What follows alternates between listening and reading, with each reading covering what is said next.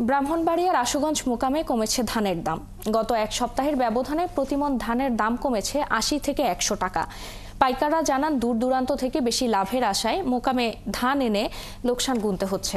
চালকল মালিক ও আড়তদাতারা জানান, মোকামে আনা বেশিরভাগ ধান ভেজা। এছাড়া আমদানি বেড়ে যাওয়ায় ধানের দরপতন হয়েছে। জালালউদ্দিন রুমির তথ্য ও ছবিতে প্রতিবেদন।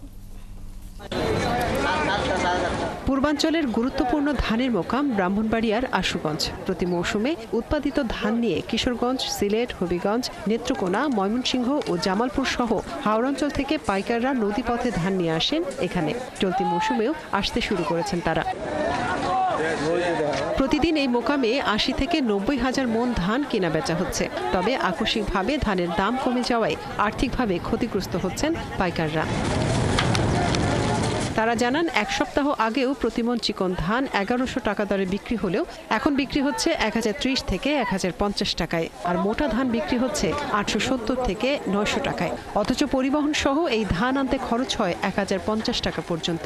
দাম তো কমে আনছি ৮৮০ টাকা, এখন বেচছি ৮২৫ টাকা।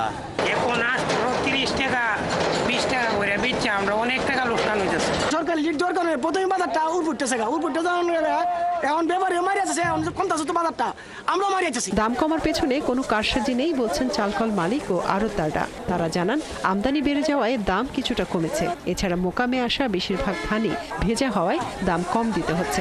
বাজারটা একটু কমছে কারণ ধানটা একদম ভিজা। কৃষক ধান শুকায় গাছ বিক্রি করতেছে না, ধানটা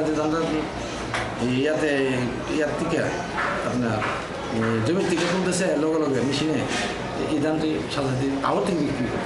ধান চালের বাজার দর স্থিতিশীল রাখার দাবি জানিয়েছেন সংশ্লিষ্টরা। মনিরা কাজুরি, ৭১।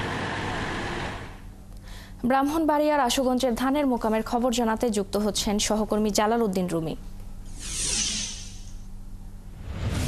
রুমি, প্রতিমণ ধান কত টাকায় বিক্রি হচ্ছে এখন? দাম নিয়ে পাইকাররা কি বলছেন এবং কেন এমন দরপতন, বিস্তারিত জানাবেন।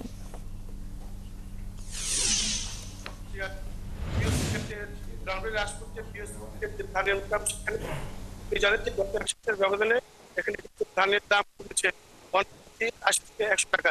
আমি এখানে দূরান্ত থেকে যেসব ব্যাপারী দাঁড়িয়ে আসছে তাদের সাথে আমি কথা বলেছি।